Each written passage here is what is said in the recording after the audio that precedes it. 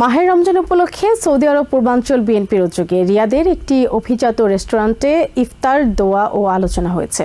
সংগঠনের সিনিয়র যুগ্ম সাধারণ সম্পাদক তাজুল ইসলাম গাজীর সভাপতিত্বে এবং সাংগঠনিক সম্পাদক কবির হোসেনের সঞ্চালনায় প্রধান অতিথি ছিলেন দলের সাধারণ সম্পাদক অ্যাডভোকেট মিম সিদ্দিকুর রহমান ইমরান।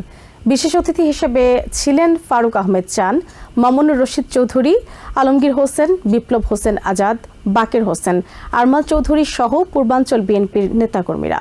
অনুষ্ঠানে বাংলাদেশ থেকে টেলিকনফারেন্সের মাধ্যমে বক্তব্য দেন তথ্য ও সম্প্রচার মন্ত্রী জহিরুদ্দিন স্বপন।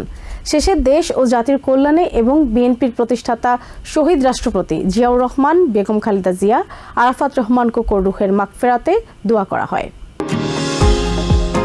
নিউ ইয়র্ক থেকে সম্প্রচারিত TVN 24 টেলিভিশন বিশ্বজুড়ে বাঙালির কণ্ঠস্বর।